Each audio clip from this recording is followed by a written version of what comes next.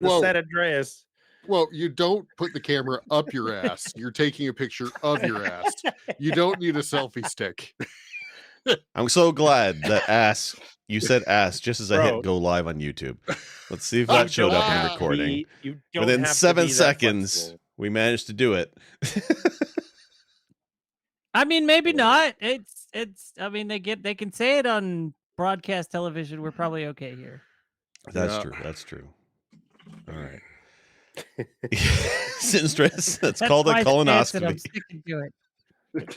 Yeah, my dude. But we were talking. Well, I guess that is true. They do take pictures during a colonoscopy as well. He's all I need a fucking snake. It's called a really good nap. I need a snake cam. Believe me, Sinstress knows. Sinstress knows for sure. She had to get one before her reconnection surgery. Oh boy. So, yeah. Okay. All right. Howdy. Let's freaking do this. Oh God. Yeah, I think we're ready to go. So, Chard, you're hosting. You got an opening line? I guess I am. Yes, I think I do. Are we ready? Bored. We are. BORED. Today on. Kidding.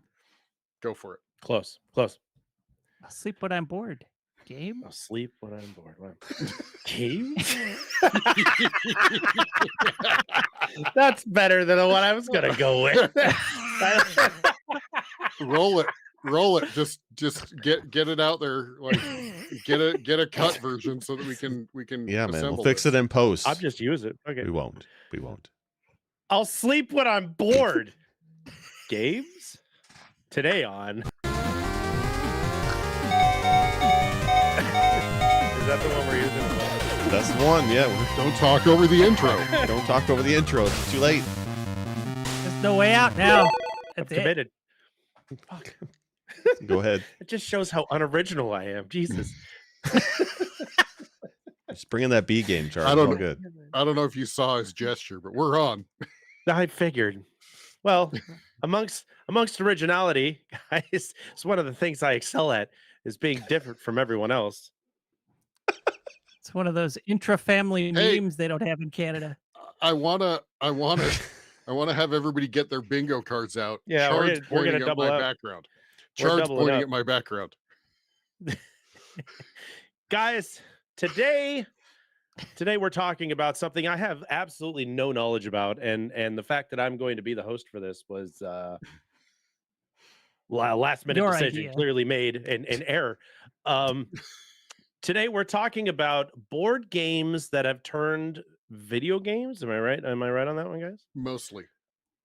So I am surrounded by the aficionados of board game to video game in this podcast. Yeah, in this podcast. I don't know about the world. I can't speak for the world, but I can certainly speak for the three gentlemen that I sit down here with, Wolf, Sinistar, and Jake. Your knowledge of the subject will hopefully either sway my decision to pick these things up or completely reject the idea they even exist. It's a lot like Jake's opinions on Dr. Pepper. I don't understand it. Wow. I'm going away for 2 weeks and already he's getting them in early. Just get him out of the way. So, well, we love you, Jake, but today on, but no. Anyways, so I have no idea. I'd have no pig in this race. I've got nothing. You guys need to convince me to want to try these small list of games that we have that used to be board games that are also video games. I give you gentlemen the floor and the time. Who wants to go first to try and convince me that I should play whatever board game / video game or board game turned video game tonight? Who would like the first crack? You just call it digital board games. It's easier. Also, I have a lot of video games turned board games over here. Get your bingo cards out. They're all on my shelf back here, next to the race car and this goofy looking idiot right here. PC games. Those are board games turned video games. Don't tell me what's in my room, Jake. Okay, this is my location that I designed myself. Okay, no idea. This was not taken from anybody. This was completely off of this noggin. This design came out. It looks mine's different because Sinistar's got an active flame. Mine is very just chill.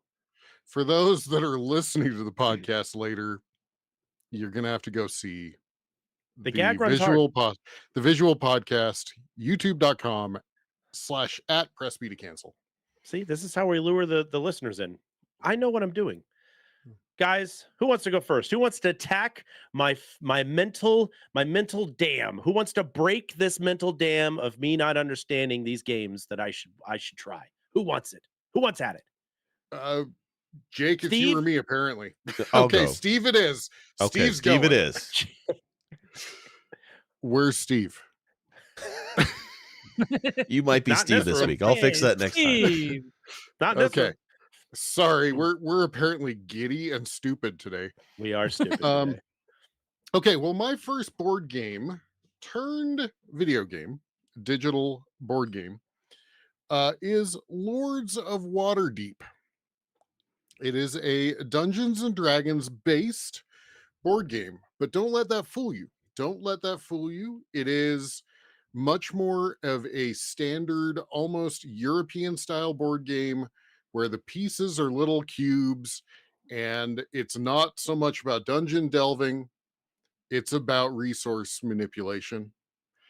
But it's one of my absolute favorite board games to play because, much like a board game that'll be spoken of later in this episode, it looks like it's complex at the beginning, but it like the minute like it kind of clicks in your brain, it's actually a very simple game to play. With the caveat that the strategy can become complex, right? Like how you play against other players can become complex. So the whole premise of this board game is you are playing a Lord of Waterdeep. Waterdeep is a town or a city in the Dungeons and Dragons universe. And you are which rule set are we using here, and how old is this? This is Forgotten Realms. So okay. This is and really the rule set doesn't apply to the board game, no rule because set. you are literally a lord hiring people to go and do these tasks for you. And they basically, once you collect enough resources, you just say, well, my team went and did it and it's success, and move on. I'm already kind of sold on this game because it feels a lot like me. I'm very complex looking, but once you get to know me, I'm super simple. So I feel like this is gonna grab my attention. Simple or simpleton? Mostly that. Okay. 5. Ooh, 5. 5. So when you say resources, though, it's not resources. This game I thought were really cool because it's actually like character classes. Let me explain. So what happens is, as I said, you're a Lord of Waterdeep. You actually keep that secret. You keep your Lord secret until the end of the game. And because each Lord has a bonus based on the types of quests that you complete.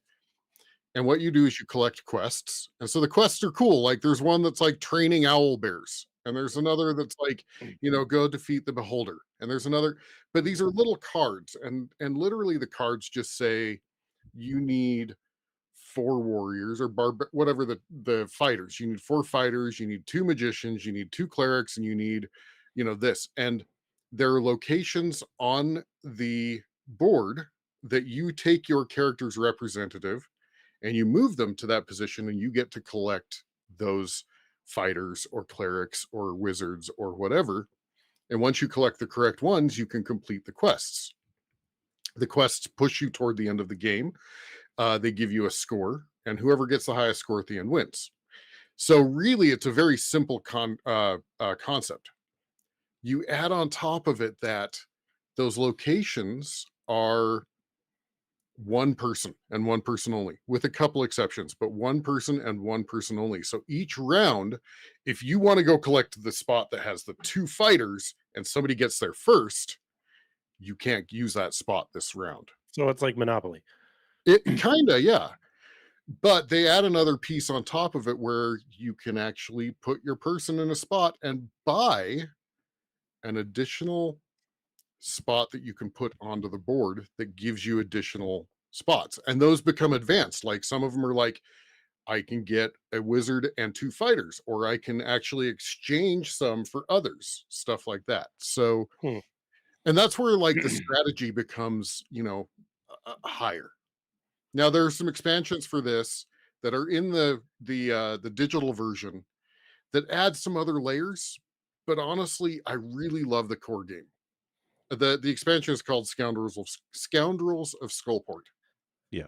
And by the way, I can see that. And by the way, the board game and the computer game play essentially exactly the same. So this is like a 1-to-1 translation. So it's really cool because I can play it online with my friends.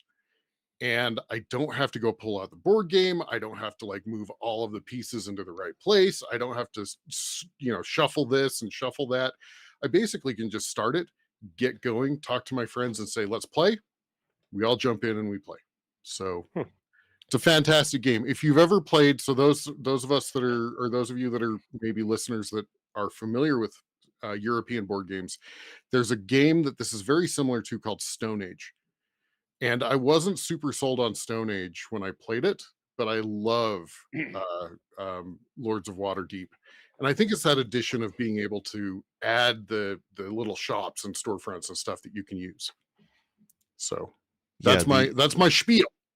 So I love this game. I'm glad you picked this one because I was torn because I love this game too. My wife and I played this like to death. I think we actually wore the board out. We played it so many times when we got it. I like the expansion a lot too. I think it adds some more stuff to it. It adds a corruption mechanic, basically negative points that you can accumulate, but in exchanging those tokens, you get more resources. I love this game. I love the components. I have played Stone Age, but you're right. Waterdeep, the customizable board is different every time you play. You get to select which location you want, and that fight for the great locations is so good. And you're usually not worrying too much about the other players. Like you're not attacking the other player generally. Well, I think there's cards you can give them and make them do. But I love the theme of this game is so good. And the components are really good out of the box. Like the cardboard token coins, like it's Waterdeep currency, D&D currency. So you have these little square pennies and you have these half moon things. They're really great. I know that the resources are cubes. I love this game so much. I found a guy off Etsy who made little meeples, like rogues, clerics, wizard meeples, the helmets for the warriors, the cleric cloaks, the whole 9 yards. I bought a full set of these damn things. I love them so much. They're really cool. I love this game. I pimped this copy of the game out. I'm almost sad that it's so hard to find. I have not seen it on a shelf in a while. And I'm sad they haven't tried doing another version of this or more expansions. This is one of my favorite tabletop games. I played the iPad version of the app a long time ago, and I heard it. They recently brought it for Steam, and I heard that the AI is actually really good in this, and I want to pick it up because I love that board game. You're right. This game is so fun to play. It's a worker placement game, and I really love the strategy of you have a handful of moves you can make a turn, and you want to really just grab those spaces before your opponent does that you know they're going to use. If you see them trying to collect a bunch of warriors, you can fuck them up by putting your worker in the place that gives you warriors, and you can just you can get so vindictive in a non-confrontational way, and I love that. It's a great game. So it's like Monopoly. Yeah, exactly like Monopoly. It's passive aggressive. Except for it gives you a choice as well, because you can actively do the whole block and fuck your enemy, or you can just race for points and not try to mess up the other players. So you can play it either direction, right? So yeah. I'm watching the Steam video of this particular game. Yeah. And it looks much like a board game. This is my ignorance speaking, so it looks a lot like the Ticket to Ride style of board game. Yeah. But so it's not like this is a game that turns into a dungeon crawler. This is just a digital version of the same thing, just on board. Right. Okay. Just a Dungeons and Dragons totally theme. Fine, though. I don't think a lot of board games really need the bells and whistles outside of stuff like, you see the digital version of Monopoly these days, and that's got bells and whistles out the wazoo. But I mean, that's because they have to entice people to play it somehow, because everybody has their own house rules for the game and everything. So they had to work that in. And then even then, like the whatever you want to call it, the announcer. Oh my God, shut up sometimes. But hey, look, this 100-year-old board game now has a 3-dimensionally rendered hat. Enjoy. Let's fucking go. It's even got lighting. So like when it turns, you can see where the light at the center of the light is. It's RTX hat. Yeah, it's great. No, Lords of Waterdeep. I mean, in all honesty, Lords of Waterdeep is I can't think of anything that isn't a 1-to-1 translation from the board game. Really. The board looks exactly the same. The pieces look exactly the same. The way that the turns work is exactly the same. So I guess the one advantage, true to the physical copy, basically. Yeah. 100%. The one advantage is I don't have to worry about setting it up, and really the more important piece is I don't have to worry about, because the board game has this nice like tray where you can put all the pieces and have them like, and I don't have to worry about doing that after. Like it has a guide. Man. Here's where this goes. I'd lose all these goddamn pieces. I feel like I'd lose every single one of these pieces. I'd be using dice and like hair lint, maybe a tooth. Be like, here's your resources. I've got this is all I got. Toenail, something floating around here. Yeah. It's a crazy room. I mean, it looks a little nuts. Yeah. Need warriors. We lost the warriors. Here's some weapons from Clue. Yeah. All right. The candlestick is a bastard sword. Okay. Just imagine that. Anyway, I love this game. I love it both in physical form and in the digital form. And for $10 on Steam, could be a good grab. Yeah. Oh, it's a steal. Like this game is one of the best digital board games. Yeah. That's what I was looking at. Like it's very modestly priced. It's $10 for the game, and then $2 for each of the 2 expansions. So $4, right. like all in, you're at $14 in tax, right? Okay, so that is a difference. No, that's a difference. Scoundrels of Skullport is technically 2 expansions. Remember, it's divided into, and so I think they sell the DLC sepaperately. Okay. So that's the cool thing about the board game is you buy the expansion and it comes with both portions of the Scoundrels of Skullport. But I mean, when you're considering a board game is $50 at its base cost for a physical board game, for a base cost, most are $70, $80, $90 these days.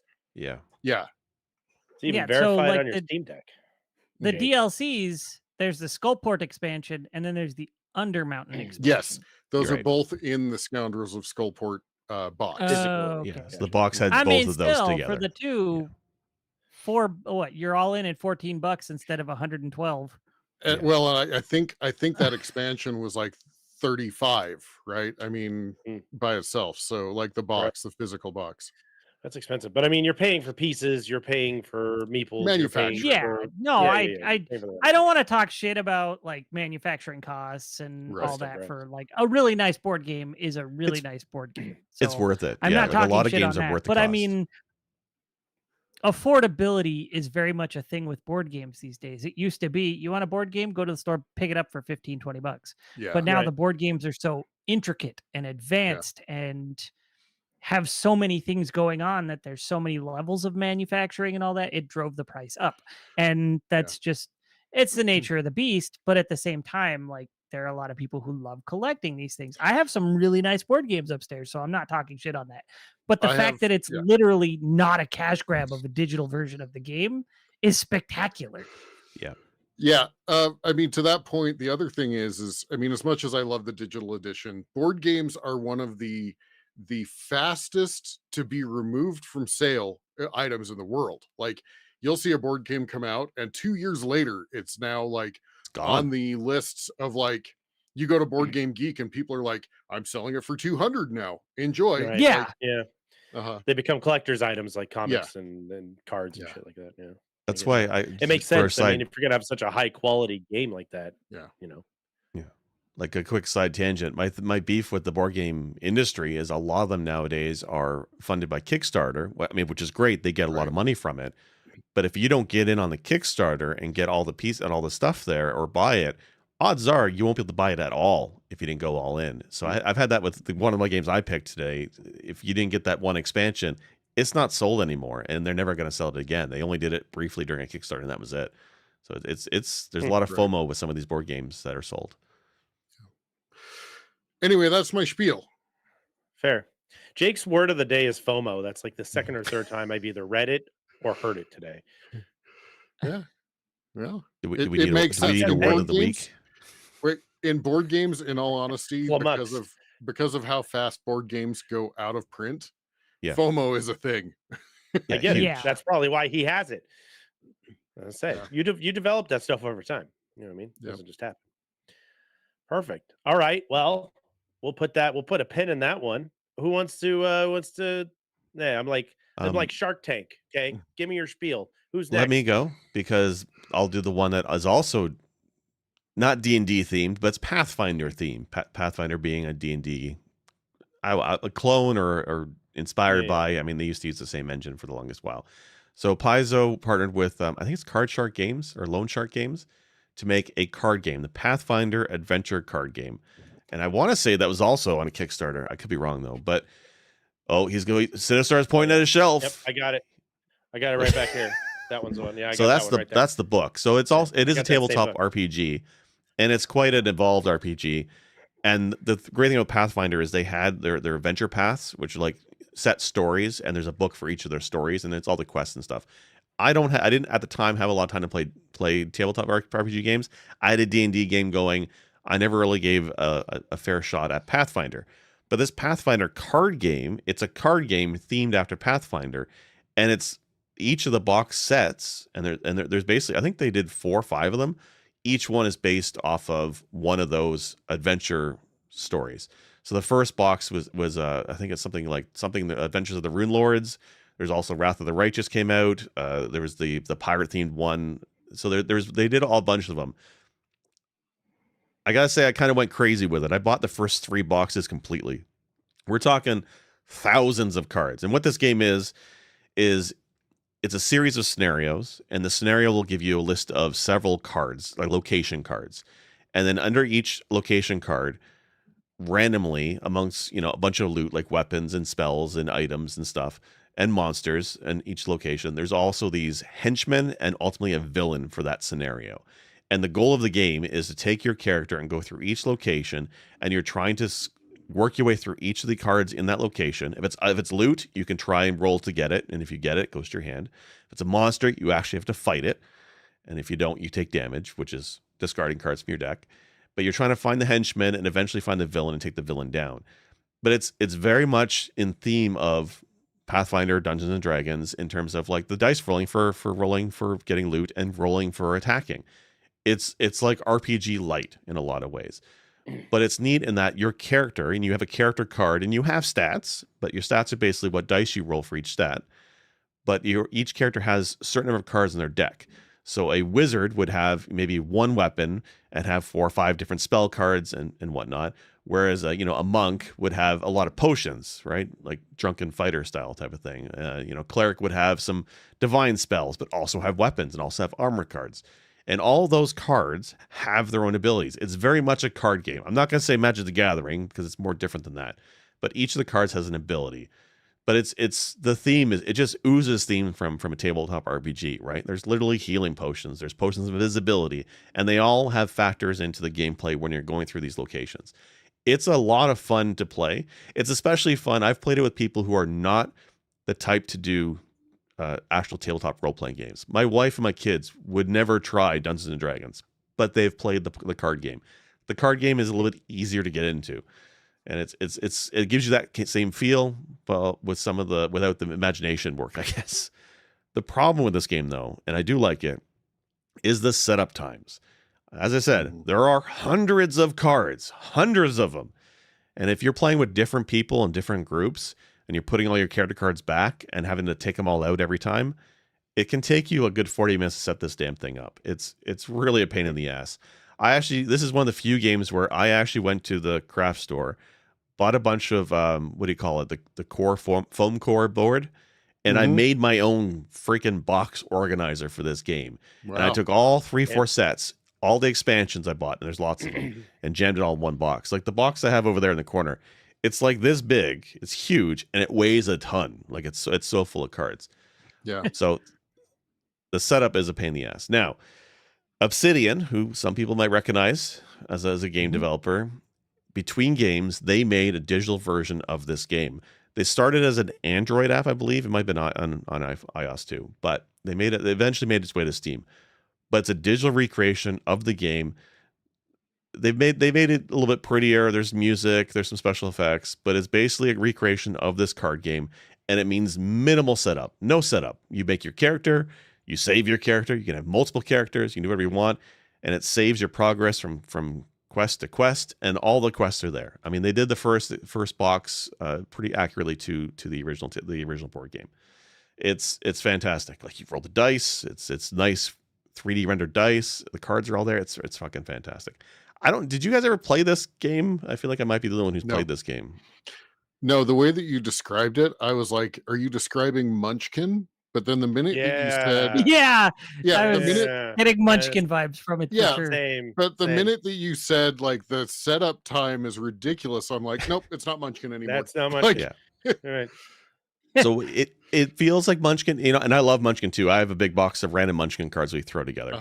It's like that, except that you have multiple locations that you can go and knock the door on and loot, and there's dice rolling for combat. So it does have a Munchkin feel to it. Munchkin would be a good, like, I guess, gateway drug to Pathfinder, the card game, I guess is what I would say. Because I do like Munchkin too. Munchkin is the pot to this game's cocaine. Yeah. Wow. It's that, but also, you know what it is too, this is also a cooperative game. And that was the thing I had for my board game phase. I used to have a board game group with some coworkers, and we played a lot of co-op games, because when we played, games where you're against one another, it's less team building and more cutthroat. So at least with co-op games, you're doing the team building things. We played a lot of those, and this is a co-op game that we used to play. So you're supposed to be working together as best you can, because this game is actually quite difficult. There's a countdown to beat all the locations and find the villain each round, and that, depending on the scenario, that time is pretty tight. And honestly, I've lost more games than I've won since I started playing this game, because it is quite difficult. But it's recreated so well digitally. It's so much easier to just spit it up, and you can play on your own solo, just managing your party as you want to, or you can play with pass and play. I have a question for you. Munchkin has never wanted me to do arts and crafts. This sounds like an undertaking. All right, you don't have to make your own organizer. Sorry, Wolf. Jake, you're saying that this is a cooperative board game? Yeah, so every player has their own character. What's wrong with cooperative? I have never had a good time playing a cooperative board game. I don't know if it was the people I played with. My favorite games, honestly, my favorite games are cooperative. Really, seriously. You win or lose together. Yeah. Sinstress just mentioned Pandemic. Pandemic is the greatest time that you will have. Terrible time playing Pandemic. Really? Oh, that's such a good one, though. Okay, then you need better players. Yeah, maybe it's quite probably, yes. Yeah. Every time I would play a cooperative board game with someone, it was generally a very similar group of people every time. One player in particular would often decide that they were going to make all the decisions for everybody. And I'm like, why the hell are we even playing then? Yeah. But if we didn't do that, then that person would get upset and make it an even worse time for everybody. So gotcha. That really put me off of cooperative board games. That'll do it. You definitely need to play with better people. Yeah, Sinstress and I have some friends that we have played not only all of the Pandemic like standard board games, but they have what do they call them? The living Legacy board games or whatever. Legacy games. Ones, yeah. We have played through the Legacy games and absolutely adore the Pandemic games.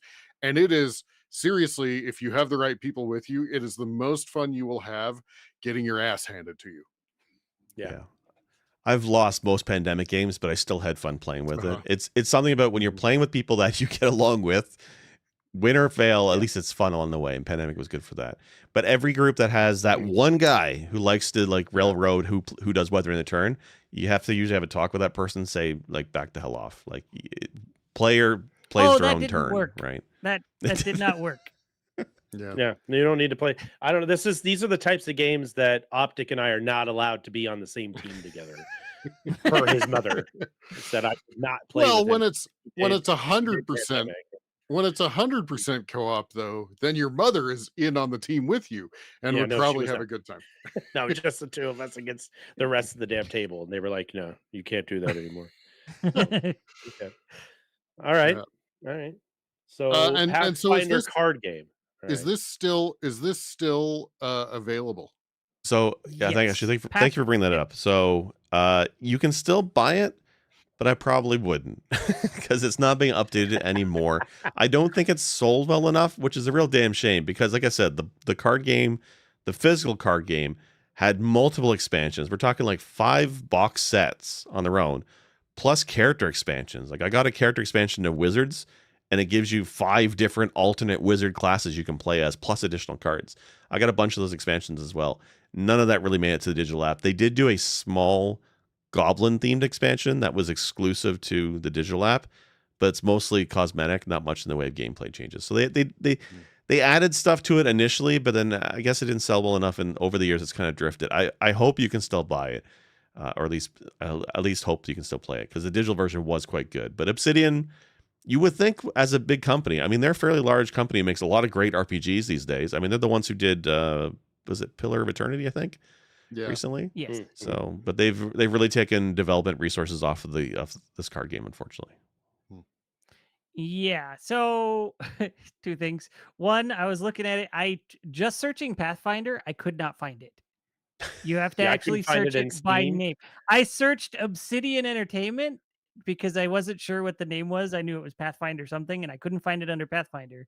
And under Obsidian Entertainment, I did find it, Pathfinder Adventures. So you have to search Pathfinder Adventures to find it. Gotcha. That's too bad. And I think part of that is because it has mixed reviews. And I think the other part of that is it's only a $10 game. So with mixed reviews and $10, Steam is probably not pushing it on people. Yeah. Well, and then for mixed reviews, it's got 7 DLCs. Yeah. That's like another $36. So they tried to make it a business model. It didn't work. Is it like so I don't remember who it was, Catalyst, somebody did they came up with, instead of a collectible card game, they called it a living card game, an LCG. And the difference is with the collectible card game, you go buy boosters and you hope to get the cards that you want.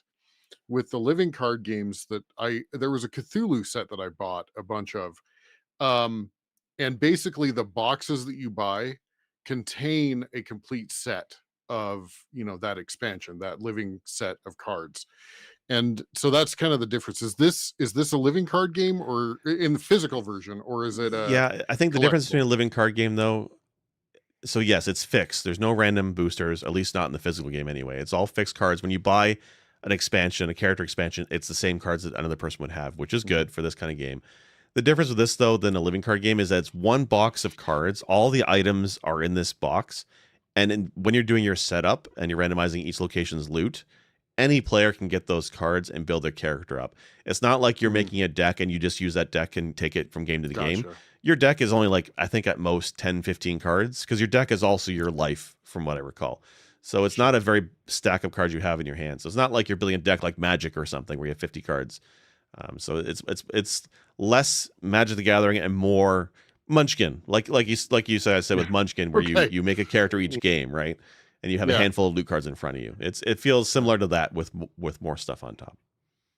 Do you create like a character sheet for this? Like so there's character cards. You said you rolled for your stats, and you get these cards. So you have a character card. How do you design your character? And each stat has a dice that can be rolled. Like a warrior gets to roll, I think, a D10 for their strength, where a cleric only gets a D8, for example. The character card does have spots like perks you can tick off as your character. Like the more campaigns you play, like scenarios you finish and beat, you can mark off your card advancements for your character. You can make some stats better. Sometimes they get more abilities. There's also a Paragon class or expansion class to that character at a certain level.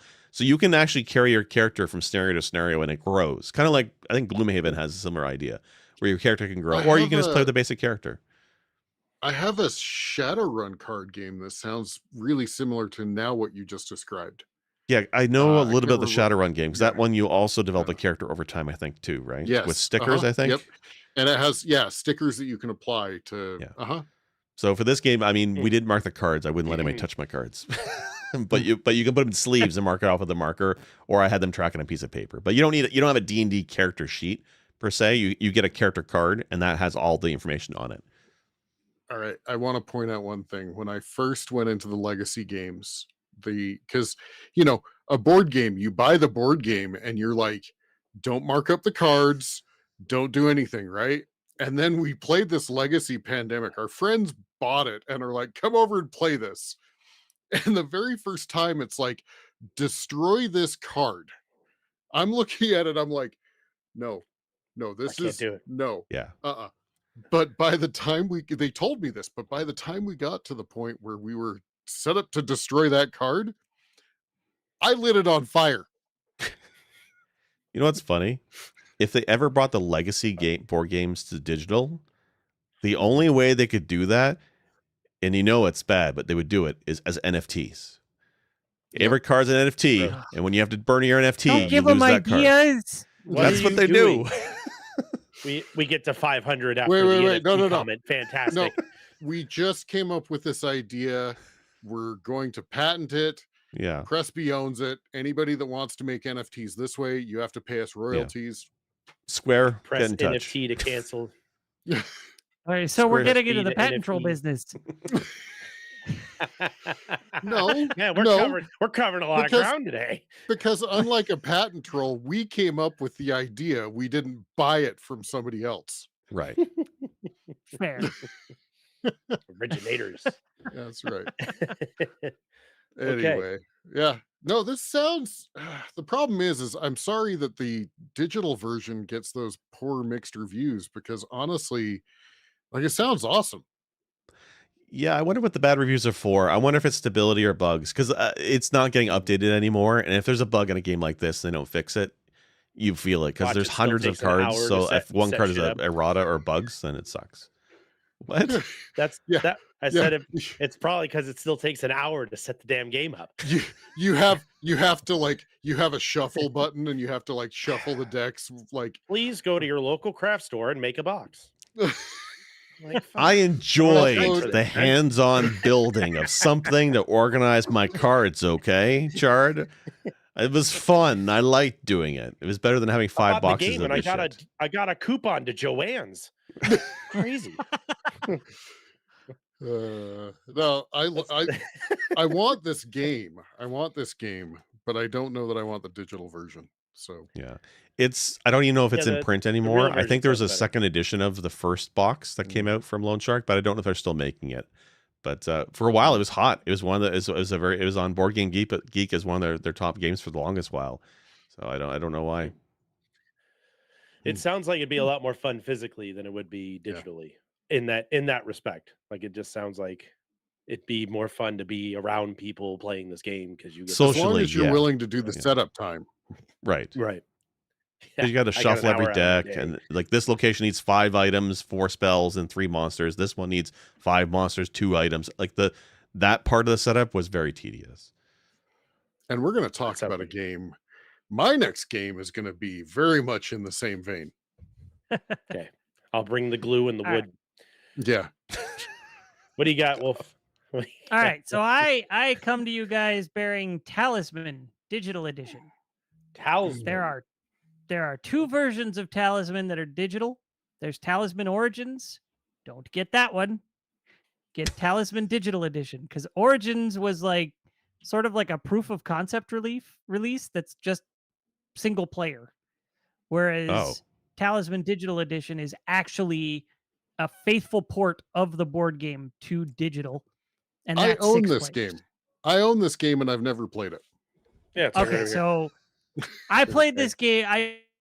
I've played this game so many times physical. One of my best friends, he's got so many of the expansions, and they're all $50-$60. So he's just got a quarter of a closet full of Talisman, right? But I'm like, dude, I love playing Talisman with you, but we live 1,000 miles apart. will you get the digital edition? He's like, I've already spent so much on physical. I don't want to buy digital. Then I guess we can't play it because this game is so fantastic. You described Pathfinder as like RPG light.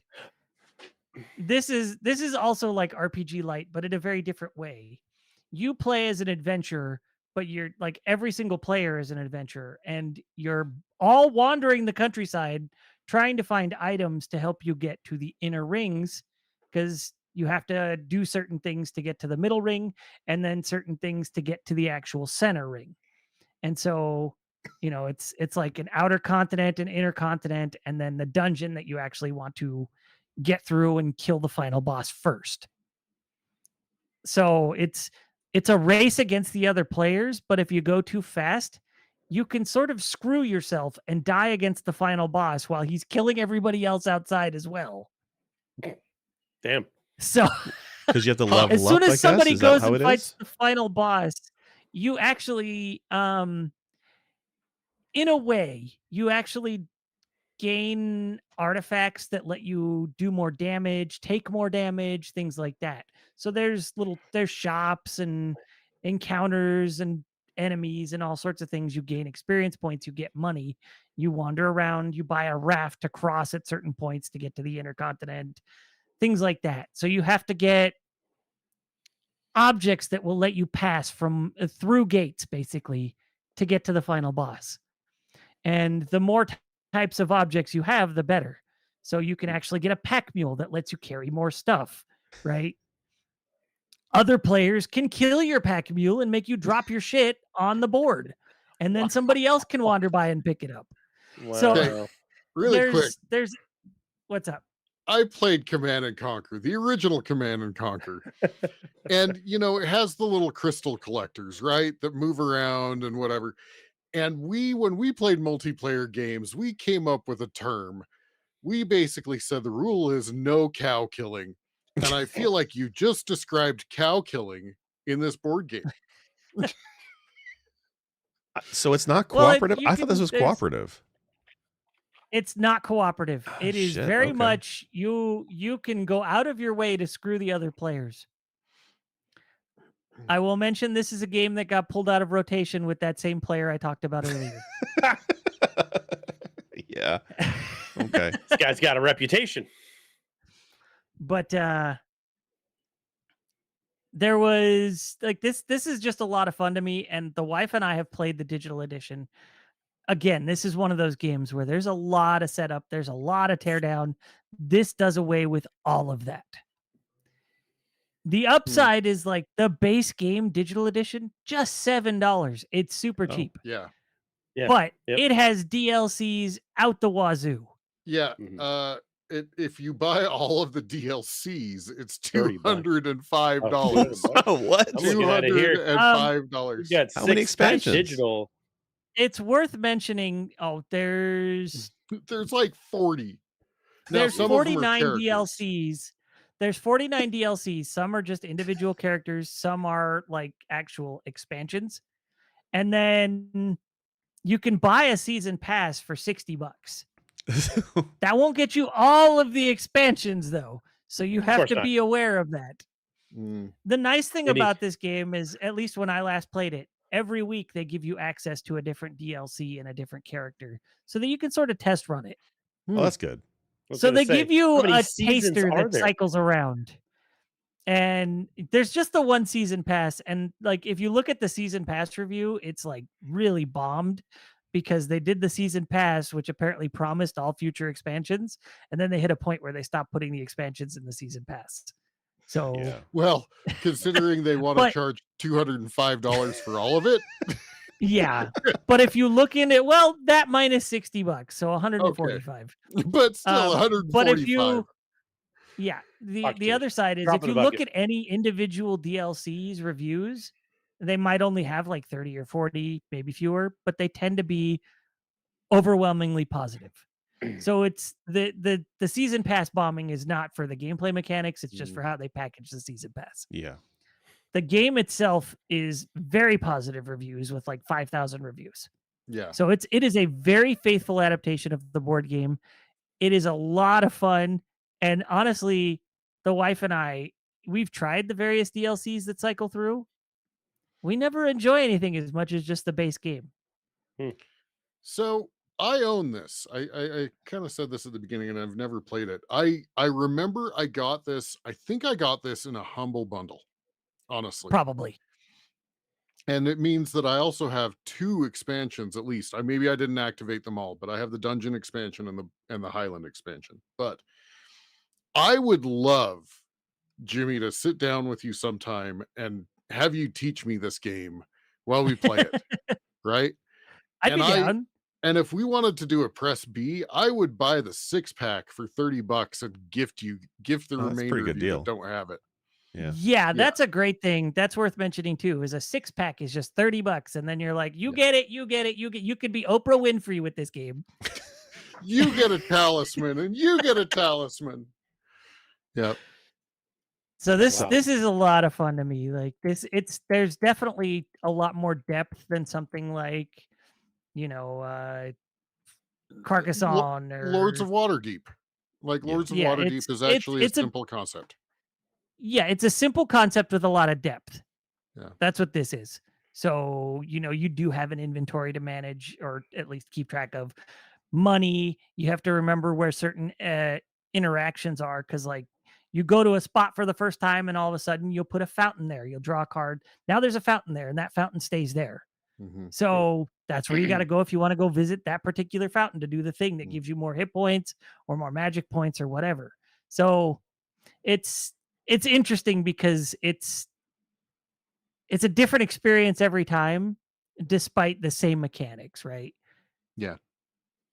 So I know when my really board game group and I were looking at this game, we were looking at a game to buy. This is years ago. We were down to Talisman or Descent, and ultimately we went with Descent. But I always was interested in Talisman because it was like one board. But then I saw the expansions, that rectangle board. The expansions add to the corners, add to the side. Like it just morphs onto the board in a really cool way. It looked really interesting. And I have not actually played too much with those outer expansions because I'm not sure how that, like, I just can't wrap my head around it, because the base game is literally you work your way to the middle. And the expansions are like, oh, you go outside and go further away from the middle to do things. So when you mentioned that you can put like a fountain down on the board and it stays there, does that mean you go backwards to get to it? You roll the dice and you can move north or south. You don't have to, like, you can pick your direction. Okay. But each ring of the board has basically 2 directions you can move, clockwise or counterclockwise. So you're saying it's Sorry, the board game. Sorry with cards. I guess maybe, like, is it Pop-O-Matic? You're like, no, get that not bubble? even fucking close. Do you even have Pop-O-Matic in the US? I mean, I want the Bubble-Matic. I guess it's like that's Sorry trouble. RPG. I think that's trouble. Like, Sorry PG. That's a good explanation of it, because you can actually fight the other players. You can land on a space with another player and attack them and steal their shit if you win. It's Sorry, if you land on the same spot as another player, you send them back to the beginning. Slide them back. This sounds like Sorry. Yeah. This definitely sounds like Sorry. If you knock someone out, they get sent to the inn. So. It's Sorry that got swole. Sorry, get stabbed. It's not Sorry, it's condolences. Prison Sorry, get shake. No, I Jimmy, let's play this. I'm down. Because I'm absolutely down to do that. If Jake and Chard, if you guys have an interest, I will buy the 6-pack because I can send it to other people as well, and we can play a press B. How many people can play in a game? 6. 6. Oh, that's pretty good. Yeah, I'd play this. Like I've been interested in this game for years. I just never picked it up. I think when I saw the digital version on Steam, I got put off because of the DLC, because I saw the $150+ for DLC. Yeah, don't be put off by the DLC. Literally, the base game for $7 will get you so much replay value. You don't need to worry about the DLCs. Okay. No, I'd be comic relief for this entire goddamn game. So, because I have no idea what the hell I'm doing. Like, and it's great. Like, you can get other people turned into fucking frogs and stuff, right? It's not just like, it's literally RPG. I feel like there would be a convergence upon my square, and you guys would just fucking ruin it. Okay. Roll the shank. I want to point out that Steam sucks right now. 6-packs are only available to those that don't already own the game. That's so stupid. That's wild. Yeah, include 6 copies of the game. Send the extra copies to your friends. Yeah. That's okay. $7 is a steal for the base game anyway, so that's not a problem. No, 7. 7. Yeah, it's 7. It's not even 10. $6.99. Yeah. At least US. It might be 10 Canadian. Yeah. It's still, I mean, for the amount you get out of it, as long as the expansions aren't really necessary, then $10 is totally fine. I don't think they are, but I think if you decide to buy different characters for yourself, you can play with those characters even if the other players don't have them. I think. So that's 3 card games, 3 RPG card games. Yeah, it is a card-based game, so my next one is totally different.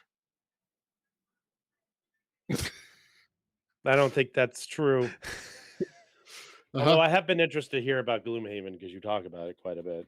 Yeah. Okay. Well, I guess we're going to spill those beans. Well, that's about an hour in, guys. We've had a wonderful time. Let's tell everybody where they can find us. We're in Gloomhaven.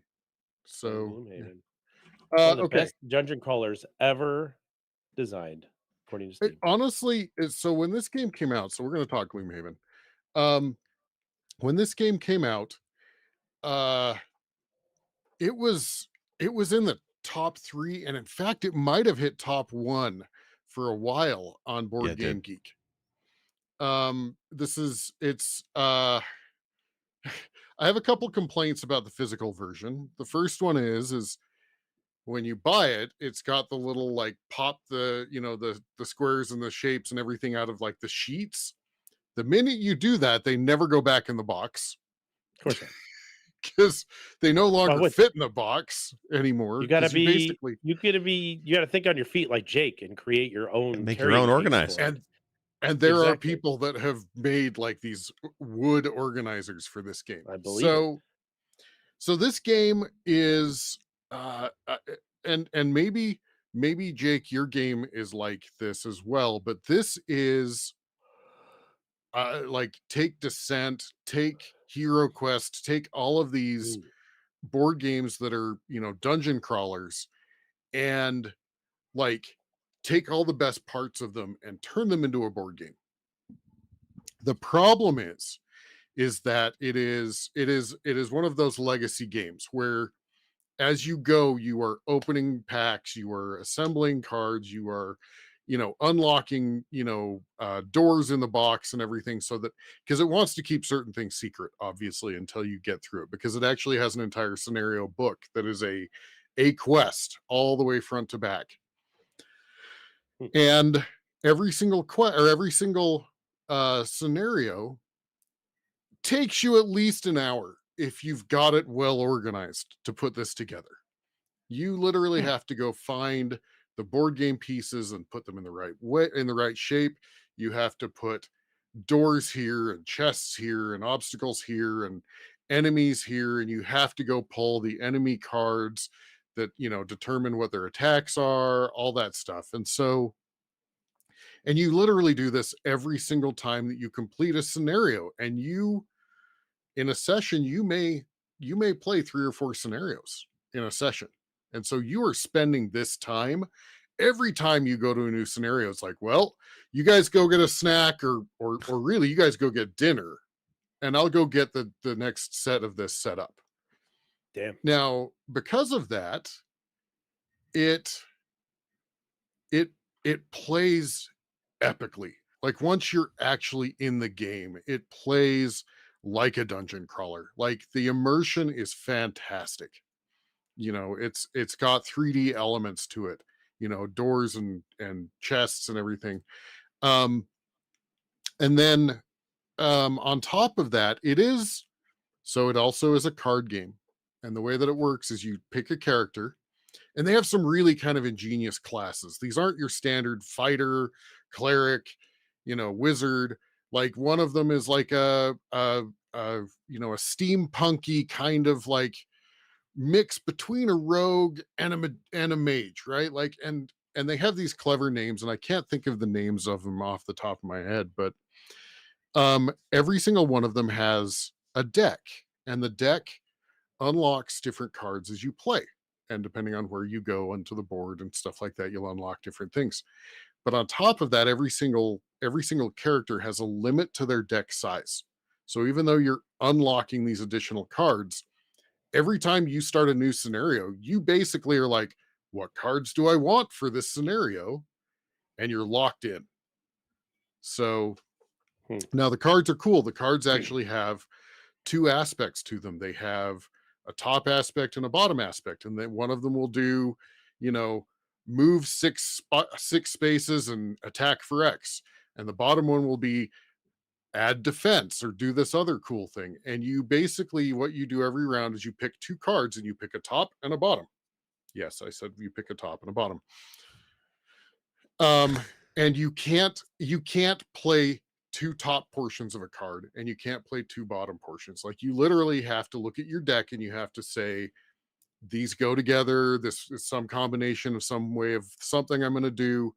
And there are defaults. Like the top of a card, you can default and say, I'm just going to swing for X damage. Or the bottom of the card is, I'm just going to move 3 squares or whatever. I don't remember the defaults. But and so that's kind of that card game aspect. But it's really cool because you can start to build your deck so that there are these really powerful combinations that you can do. And then every single time you make it through your shuffle, so you shuffle your cards, you go through your cards, you draw your cards, you end up, you have expended all of your cards, you have to like do a new shuffle, and you have to either take a short rest, which discards a random card, or you do a long rest where you get to discard a card of your choice. And the problem is if you run out of cards, if you deck yourself, your character passes out for that scenario. And honestly, in most scenarios, 1 or 2 characters will pass out no matter what. Like, because you basically are kind of going balls to the wall to solve this scenario. And so a lot of people are like, I'll take care of this thing that's in front of you, but it's going to take me out as well, but get the job done after I'm out, right? Right. And so when that happens to a player, how long are they out of the game? Are they waiting a whole hour before you guys finish? Well, maybe. Okay. It depends. And that's where the digital version comes in. So the digital version solves a couple scenarios. The first one is it solves the setup, right? You get your overarching map and you say, I'm going to go do this scenario, and you select it. And guess what? The game's all set up for you. The second piece of it is it accelerates all of the stuff that the board game, does against you that the players are managing. So you don't have to go find the statistics for the skeleton that you're fighting. You don't have to go find, it's already done that, right? And so it really streamlines the process, which honestly, and Sinstress will talk about this for sure, is Gloomhaven drove her away mostly because of the absolute slog that it is to maintain the setup and to chase all of the aspects that you're supposed to chase, as far as like, I've got to manage what I'm doing, and I've got to manage what the board game is doing as well, because it's 100% cooperative, right? Right. So yeah, so yes, in the board game version, the physical board game version, there's so much to it that if a person gets knocked out, even if it's like 4 turns from the end of the scenario, yeah, that could be an hour that they're just sitting there like, hey, where's the Mountain Dew? If there are any girls there, I want to do them. Like, you're not even here, you know. Yeah. Oh, I get drunk. Yeah. But with the digital version, turns take, if you're really in analysis paralysis, a turn's gonna take 5 minutes for every player to get through, right? For all 4 players to get through, it's gonna be 5 minutes, right? And so, yeah, if you're four turns from finishing it, it's 20 minutes instead of an hour, right? I played a little bit of this, and it felt like Final Fantasy Tactics, but like on steroids. And every turn is freaking critical. If you fuck up that turn, you were really fucked up. Like, it's a tough game. It's great, sound like but it's a hard. hidden gem, though, Jake. It might be a hidden gem. Yeah. Chard, this game is much closer to Baldur's Gate 3 battle than to Tactics battle. Look at him. Look at him backpedal. He's selling it. No. Not Tactics. Not Tactics. Baldur's Gate. Baldur's Gate. Yeah. No, it is a punishing game. Like, but the nice thing is if you lose a scenario, you basically can rerun the scenario if you want, and you can try. And it has some save scum the board game. You can. And it does have it actually has a level system so that you can be like, this is too hard, I want to level it down, and it gives you a guide of like how to change things to level it down. So, because it is brutal. The first time we played it, we played it on the easiest level, and we're like, how do you win this game? Right. So that doesn't sound entertaining at all. I have played through the digital version front to back. I haven't played the expansion, but I have played through the digital version to its completion, and I adored it. It was my Wednesday family game night for like 3 months. We played this. Yeah, you talked about it quite a bit when you would have your Wednesday video game church collection or whatever the hell, and you always talked about Gloomhaven quite a bit. So I was always kind of like, what's this about? Yeah, no, it's great, and the aspect of being co-op with your friends, right? Each person gets a character, they're planning their moves, all of that stuff. So it's great. 2 questions. Yes. How many players is this? 4. 4 players. Okay. And it is always 4 players. It is always 4 players. So if you have less than 4 players, somebody controlling more than one. Yep. Okay. So it's like Hero Quest in that regard, I think. Yep. The other question was, is there like a sort of end game final boss to this game? Is there an end goal, or is there just like eventually you hit a brick wall and everybody dies and you lose? The final boss of this game is what you find within yourself. There is an end goal. Like, if you look at the physical board game, it is a book of scenarios that literally is like, you work your way toward the end. What's funny is I need to play it again because I don't remember. I had so much fun playing the game that I don't really remember any particular aspect over the other. Like, I had a great time playing it. And there are some scenarios that are absolutely brutal, right? Like, you start playing against elemental enemies, and it's like, wow, this is a mess. And I'm, but you also unlock some really, like I said, you unlock those really cool character types that add aspects that are like there's a character that like shoots people and does damage, but also like moves the enemies around the board when they shoot them. Like, it's almost like a kind of a what's the like you throw a scorpion, throw the rope with the hook at the end, whatever. Yeah. Anyway, but it's like that as a weapon. Like, the character has a gun that he shoots, and like, so like, it's cool because you're working with the other person, and they're like, well, I can do damage and I can move them here. Can you do anything with that? Oh yeah, if you move them here, I'll delay my.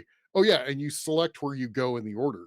Now you have an initiative, and so you pick your cards, and your cards have an initiative score, so it helps with the order. So you're working with the other people, and you're like, well, I can either go at a 98, or I can go at a 2, like something like that. So so it would be, you can play this single player and it's probably entertaining, but really working with your friends to like come up with these tactics, as it were. And that's probably the other separation from Final Fantasy Tactics, is it isn't just you, it's you working with your friends to be like, well, if I do this, it's gonna impact him this way, can you finish him off? Yes, I can absolutely finish him off, like so Sounds and it does have an like RNG aspect. Yeah. It does have an RNG aspect as well. There's a deck there's actually a hit deck that can either increase or decrease your attack effectiveness, and over time you can actually modify that deck as well. It's kind of how you level up. When your character levels up, you can either add or remove cards from that deck. So yeah. Wow, that's fun. Yep. All right. Yeah, so overly complicated and it takes more people. Oh, noted. And it's Final Fantasy Tactics. I hate it. And when you play it digitally, it's much better. What's funny though is I looked up how long to beat for this game. Uh-huh. And I'm seeing numbers between 94 and 140 hours.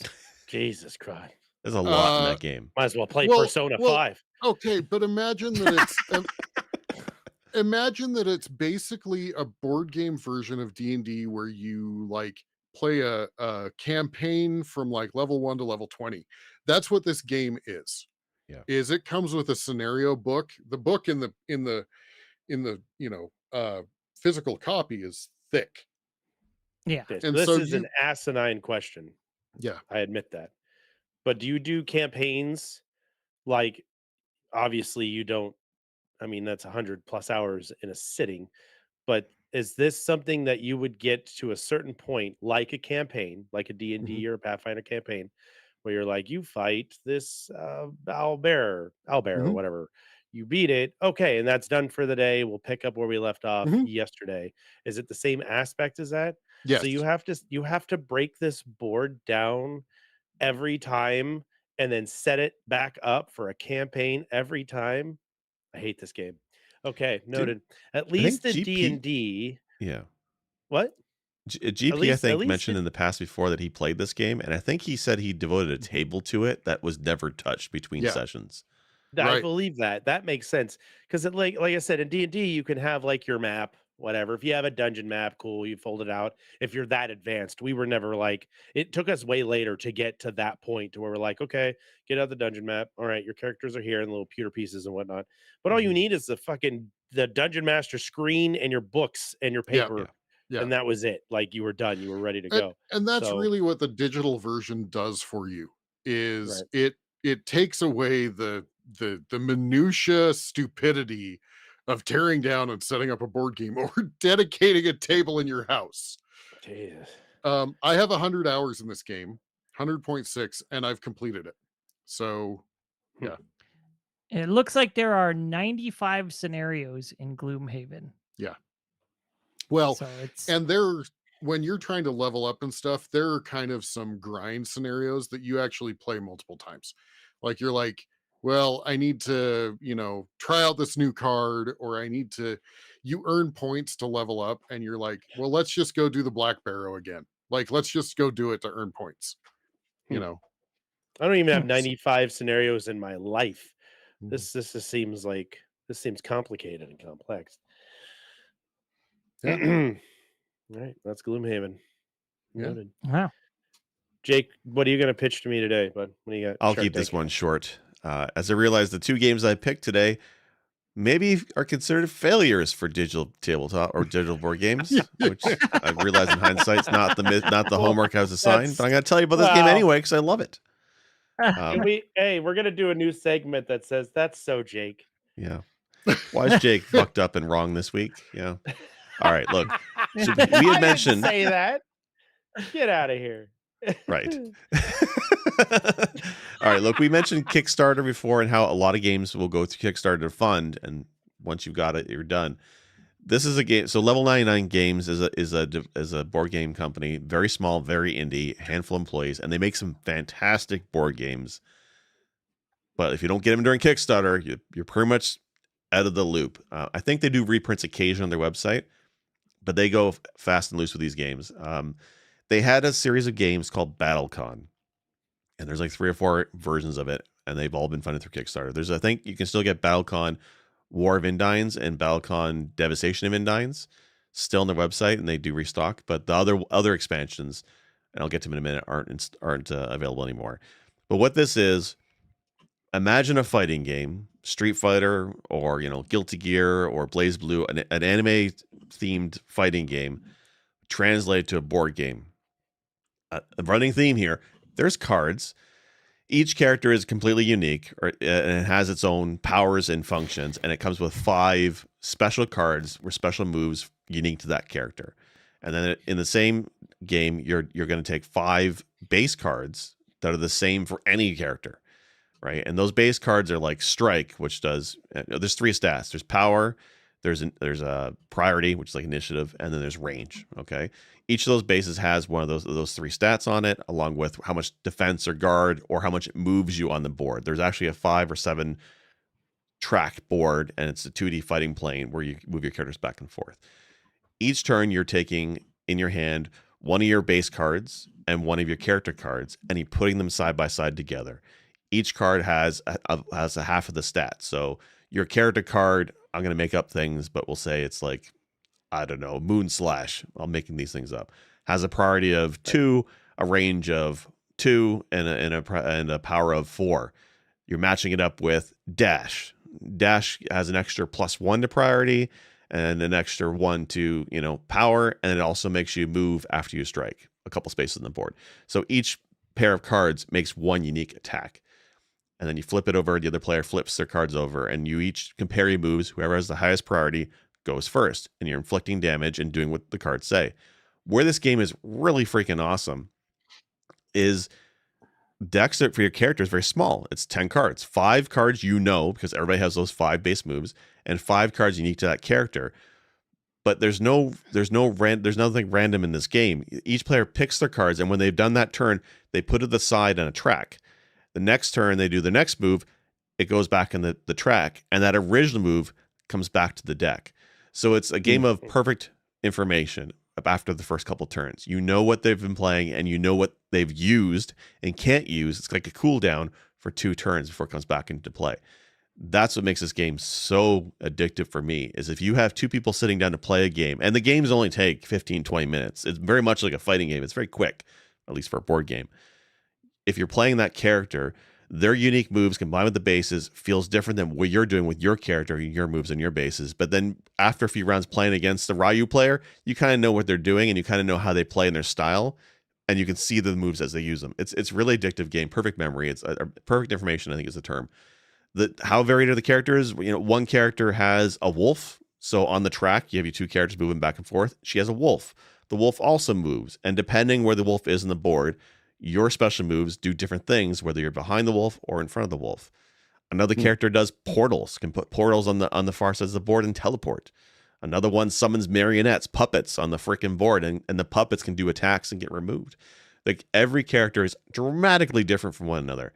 And there's like dozens of characters. There's dozens of these damn things because there's so few cards involved. Balance? The balance is pretty awesome. Like, they've done a lot of play testing. They have done frequent updates for Arata when expansions come out, but during the Kickstarter process, there's a lot of open play testing with the community, and they take that feedback before they print. That's one of the reasons why I think they focused on Kickstarter, is they get their fan base really helping them test the game. But it's meant to be a game you can play in a tournament setting. They actually sell tournament kits. That's the goal of this game. It's meant to be a competitive card game, that you don't have to go and collect sets for. You could actually just buy one character and play with that one character if you wanted to, and you have a life counter, and then that's it. So it's meant to be a game that you don't have to invest heavily into unless you want to. But they also did the DLC route with various characters you can buy from their store and whatnot. Anyway, a terrific board game, but it's hard to find people to play with. And whenever you're at a board game day with friends, you're usually busy playing, like, the Game of Thrones is brought out, or you're playing Gloomhaven. You're usually playing that. It's hard to get the smaller games to play sometimes. And I always had trouble getting people to play this game, and I love it. I thought it was really great. So one of the Kickstarters, one of the stretch goals was a digital version of this game. They were going to hire a company to make a digital version of Battlecon, and they did. It was funded, and they made one, and it's on Steam, and it's free to play. It comes with like a handful of fighters for free. They rotate a free fighter 19. Every other week, and you could buy characters digitally to use in the game. Awesome. But nobody plays. Nobody plays this game. You try and get a match now, and you're waiting for hours. Like, the only way to get a match in Battlecon on Steam, unfortunately, is to go to their Discord, and you basically set up play on Discord, which is okay. But I mean, there's only a handful of people I feel that play this digitally, and it's such a shame because it's such an accurate version of the card game brought to life digitally that you can play online. What it needs is more single player stuff. It really needs better AI, which I wish was there, because it's not like you're playing Magic the Gathering. I feel it's less complex than a game like that. It's not like as complicated as some other card games where you have different strategies and whatnot. It's only 10 cards, like 10 in the combinations of moves per character. It shouldn't be that bad to do AI, but they never got around to doing AI, I think, fully. There's basic AI for a couple characters, but it's not as good as it is. Like it's one of those things where I think a digital card game really needs to have the online component for sure, but also needs solid AI for solo play, because that's one of the advantages I think I look for in a digital board game. And this unfortunately doesn't have that. And it's a real damn shame, because it's one of my favorite board games, and you only need 2 people to play. Like, it's fantastic. So, and before you ask, I did not build an organizer chart. Like... I laughed to myself. There's a moment that I had a chuckle to myself, because I was going to say something, but the more I hear you speak of it, the more it sounds like Darkest Dungeon kind of aspect, where it's not the same thing because it's a single fighter, but Darkest Dungeon is the same kind of concept, I think, where it's a card game and you're facing an enemy and it's on a track and you're just fighting things back and forth, doing whatever the cards kind of damage kind of does. Now, I know it's more of a fire game, so it's based around Street Fighter, Mortal Kombat kind of skill set, where you probably have a light punch, heavy kick, all that crap, and then whatever hurricane kick or whatever, chi blast power you have. Yeah. So I was gonna say, how do we take a quick fighting game and make it 4 hours longer, put it into cards? That seems to make sense to me. But it's But not that long, though. like a 20-minute, right? You said it's like a 20-minute long Yeah. thing, which is quick for these types of board games. So that makes sense to me. And I was laughing about it to myself, but I was like, it's just like any other, like it's like Slay the Spire almost aspect. It's like Darkest Dungeons aspect. It's just 1v1 versus, a group of things versus you, or your party versus another party. So this doesn't sound bad. I did pull it up on Steam. I was looking at Battlecon on here, and I was like, oh, it looks like Mega Man Battle Net, but it's not. It has nothing to do with that. But the way they drew Battlecon makes it look like, oh, it's like futuristic, and then you're like, no, it's really not. And there's some pale faced girl on here that's terrifying looking, and I don't know if I want to get into that. There's like, all the characters are very unique, like cross genre. There's sci-fi characters, fantasy characters, gothic characters, magic, fighters, warriors. Like the guy has partnered with excuse me, he's partnered with a few different artists over the years, and each artist brings a really good style to the characters. And they've tried in their other, they make a few other board games as well, and they've tried to bring those characters to other board games, but I feel they never played as well as Battlecon does. They have another card game called Exceed, which is doing a lot better for them, and they've been getting license deals for Exceed, in that they have a Street Fighter set, they have a Shovel Knight set, so each battler is a character for Shovel Knight, and they just announced a Guilty Gear set. But the problem with Exceed, although it's similar to Battlecon, you have a deck of cards and they're shuffled randomly, and it's much more of a luck-based game. It's like I don't know, what do you call it? It's like poker or checkers, and then Battlecon is like chess, where in chess all the unique moves and the strategy behind it. Checkers, you just kind of randomly putting things on the board. So Exceed's been doing better commercially for them, but Battlecon, I think, is the better game. It doesn't get nearly as much attention. I love board games that remove most, if not all, of the RNG aspects. Yeah. Like Sinstress and I, probably our favorite game is Power Grid. And Power Grid does have a minor random aspect to it, but it's not even like it's barely random. It would be barely considered random. There's essentially a store element that you get to pick from 8 things to buy. And where the deck that the 8 things come from is randomly shuffled, but like everybody chooses from those same 8, so it's not like you're chasing. So yeah, it's almost 100% strategy. We lost Wolf. It's okay. Keep going.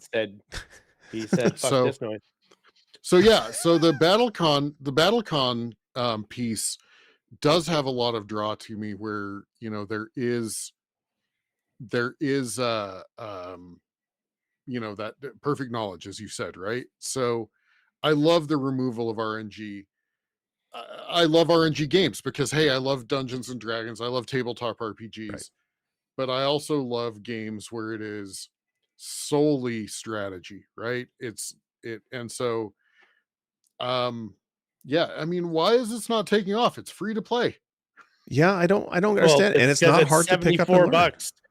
It's $74 for the season pass and 1 and 2, which probably means you get different kind of characters, right? But you said it only comes with a handful of characters to start with, right? There should be no season or does pass. it come with Is there the whole season thing? pass listed on the store? Because as far as I know, they stopped developing it. There's online season 1 and online season 2, and they are $35 each. Okay. Thank you. So, yeah. I mean, that's probably from when that was how they're making the money, is that you have certain characters for free, and then they were adding on other characters. Because again, there's dozens of characters. And honestly, what they're doing is now what fighting games these days do. When you play Guilty Gear or Street Fighter 6, it comes with 12 characters, but then you're unlocking the rest with season passes. So they kind of did that model before the fighting games have actually done it, which is kind of interesting. Mm-hmm. But anyway, yeah, it's free to play, and I wish people would play it. It's each character is so unique. The artwork is fantastic, and the strategy is fun. It never really took off online, which is a shame. And I do need to actually correct something I said from Gloomhaven. The deck that gets shuffled is actually the modifier deck. Your move deck, it sounds like Battlecon Online, where your move deck, you basically have all of them, and once you use them, they become cool down. Yeah. And so the only random portion is the enemy's moves and the modifier deck to the attacks, right? Yeah. So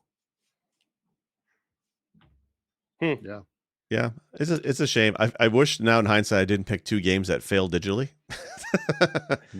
Real quick, while we're waiting for Wolf to get back, I will say the other one I almost picked was Game of Thrones, which has got a digital version, which I've heard is really great, but I didn't have time to play it this week. Game of Thrones is one of those games I freaking love, but the setup time for Game of Thrones is ridiculous. And when you do play Game of Thrones with a bunch of friends, it can take hours, and it's also incredibly cutthroat. I've had people rage quit in the middle of Game of Thrones when they had 2 people gang up on them in combat, and it's never gone well. It's like the Monopoly with daggers. I love Game of Thrones, the board game, and I want to play the digital version, but I haven't had time to. But isn't the idea of Game of Thrones to be cutthroat? Yeah, I was going to say, so it's Game of Thrones. Right. Which I know, it's great. The show. But if you're on the losing, you know what it is? If you're losing Game of Thrones and you're out early, you're out for several hours by yourself, drinking the Mountain Dew, watching TV. We all know in Game of Thrones, you either win or you die. There you go. So Sean Bean had to watch and drink Sean Mountain Bean. Dew. Yes. Yeah. Sean Bean went out early in this game, and he was over there eating the Cheetos and drinking the Mountain Dew. That's who keeps drinking all the Cheetos and Mountain Dews. That's right. Strategize better, man. Drink all them Cheetos. All them Cheetos. I said what I said. Before we jump on to my game, I do want to mention Battlecon it came out in 2018 digitally, and it hasn't seen an update since 2019. It's a winner. That's what I'm saying. And it's still marked as early access. They didn't even have the balls to be like, "We're sorry, the game's dead." They just put out their last update and left it. All I'm saying is it's a great game. I'm sorry, Jake. That's why they did it. I know. It's better than Marvel Snap. Circus Charlie. It's Circus Charlie. Yeah.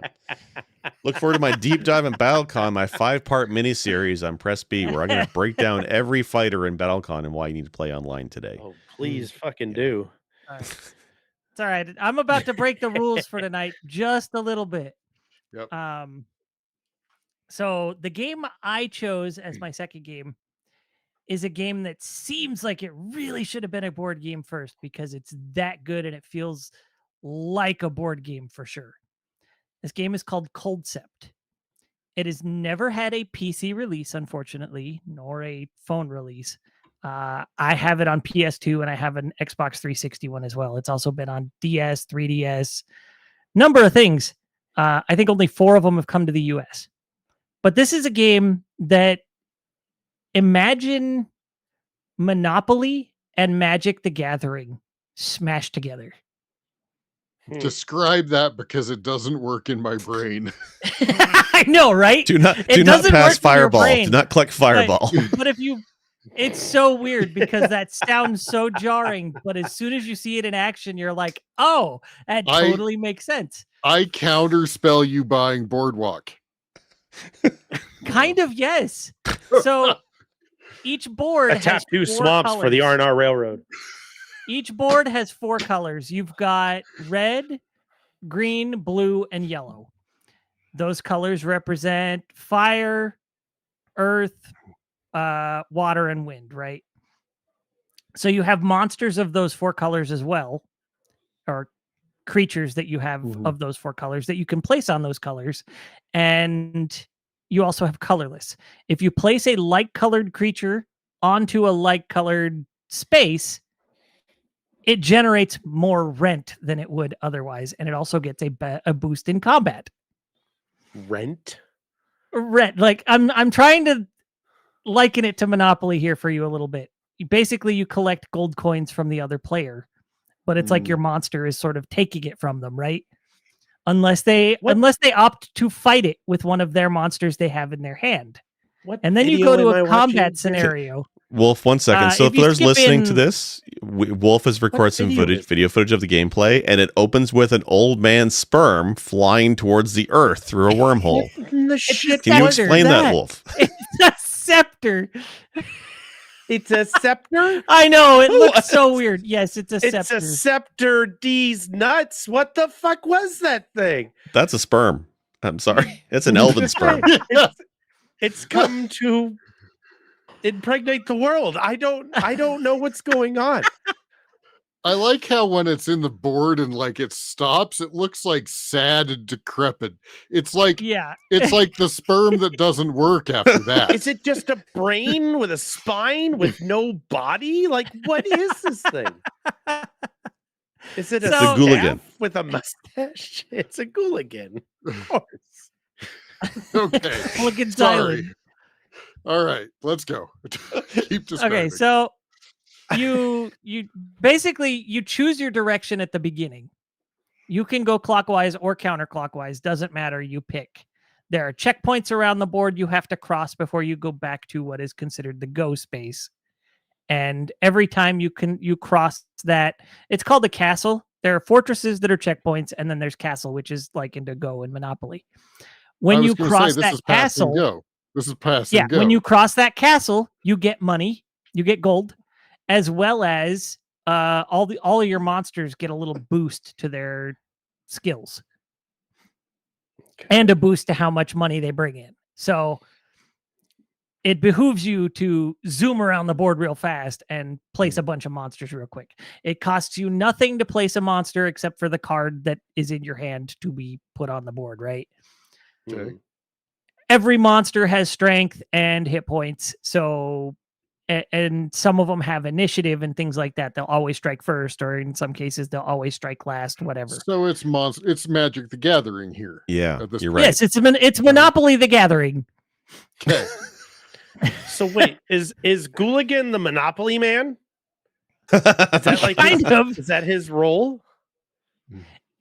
He's like, I guess you could say that he's the one trying to guide your character to give you Magic Monopoly the Gathering.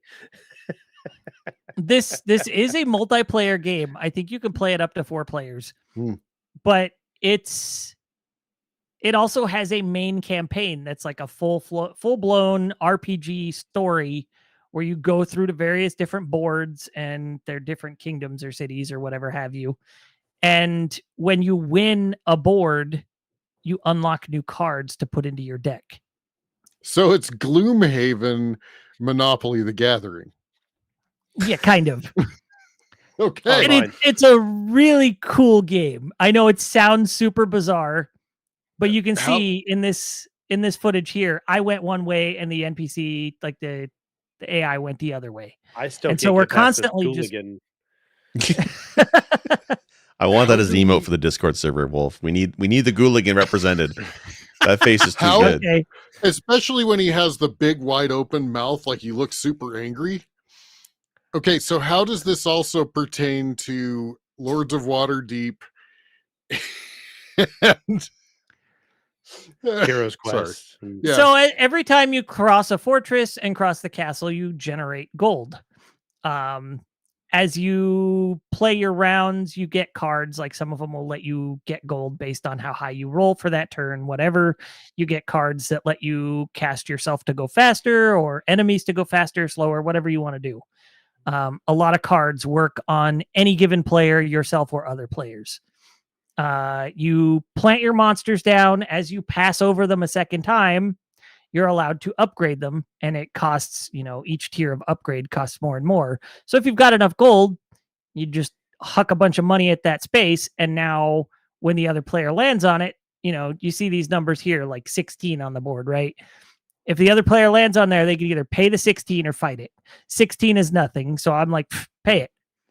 Whereas I kept trying to lump up mine to be a hefty price tag. So I had one that was like 250 and then another one that went up to like 700 something. And I was trying to make him land on him. And I didn't care if he attacked my cheap ones. I wanted him to fight the big one and lose. And then I get all of his money, right? And it does the Monopoly thing where if you don't have enough money to pay that round, you got to give up a space to get some money back. So that monster's gone, that space is gone. You no longer have it. So this is now hotels. Yes. Your monsters the monsters hotels. Are kind of like houses, hotels.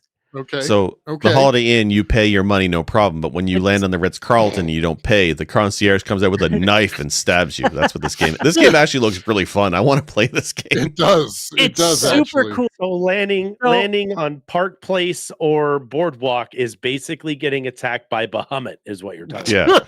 No, not necessarily. Like I upgraded my freaking goblin. The goblin there is what won the game for me, right there next to the start space.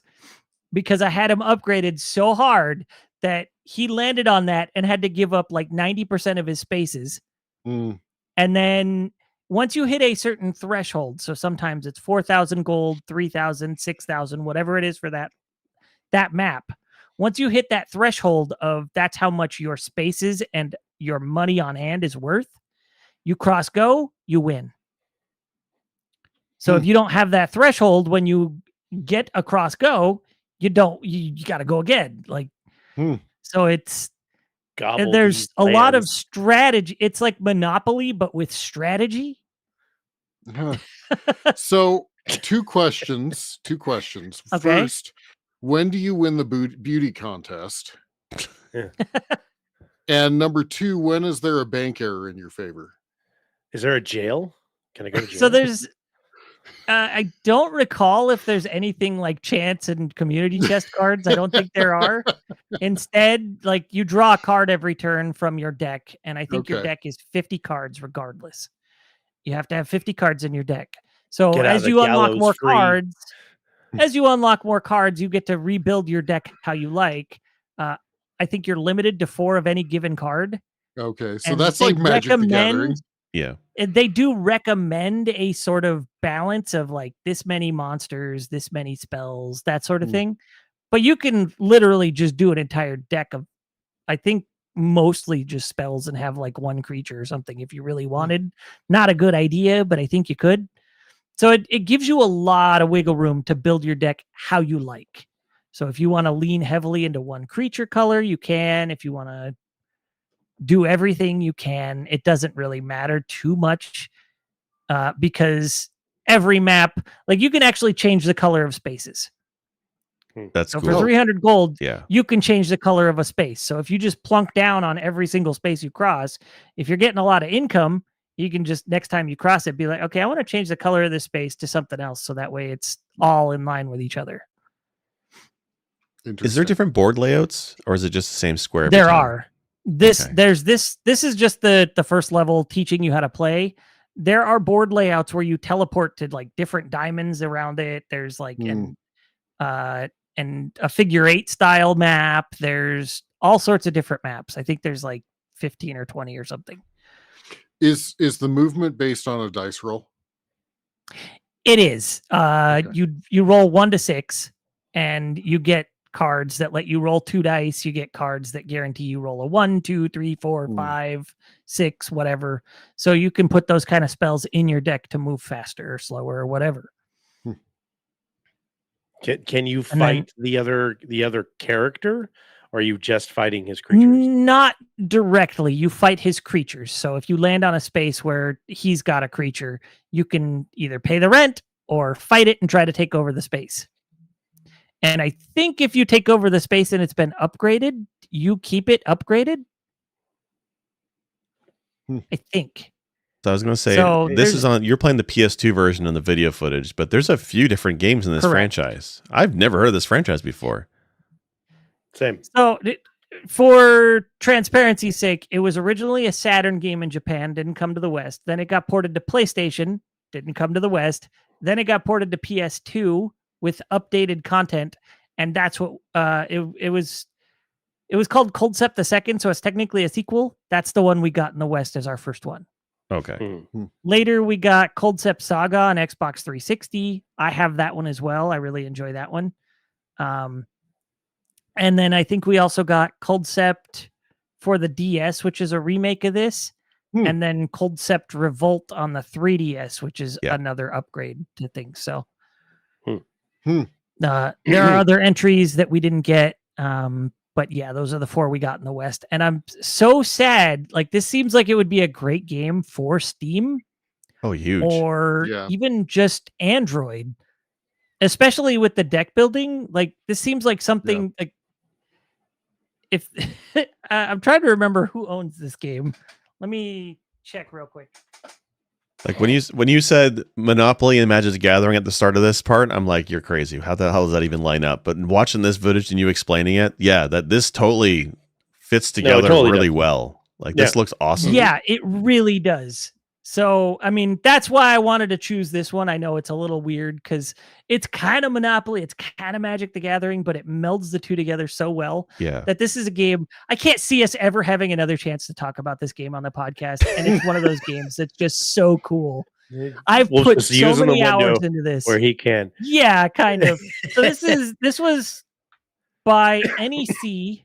So that's probably why we never saw it. Haven't seen it too much in other platforms. If it were Konami, they would have monetized the shit out of it and just live service this shit, and we'd hate it by now. But this is a game that I really feel like it deserves to get on Steam somehow. Like, even if they just port the Xbox 360 to Steam and call it a day, I'd be happy. And I'd buy copies for people and be like, fuck it, let's play, dude. You know? Yeah, absolutely. Because that was a thing too with this game. I had a lot of fun. Like, I had a couple of friends who had this, so we would play it and build up our decks, and then we'd hang out and be like, dude, I want to challenge you to Coldcept again. All right, let's do it. So you'd take your memory card to your friend's house and you'd play against each other with your characters, right? And it was so much fun. You could combine your characters by like plugging in your save games. Yeah, you can load in your save for versus battles and play against each other. Oh, that's cool. All right. So this is a lot of fun. I like that. Yeah. So I would play against my brother. I'd play against another friend of mine. She had it. She was the one who introduced it to me, and I fell in love with the game. So I've played this with a few people. It's so much fun. I highly recommend this, and we need to bug NEC to release it on Steam or something because agreed. It's so cool. Like, I'm sad that we haven't seen something like this. Getting the letter written. These 4 guys here who patented NFTs in board games. It's the weirdest thing. These guys have a market. I think we found our market, guys. Let's get this shit to Steam. We got to get this. You're muted or something. You're muted or something, Jake. We can't hear you. Oh, I was saying we're not.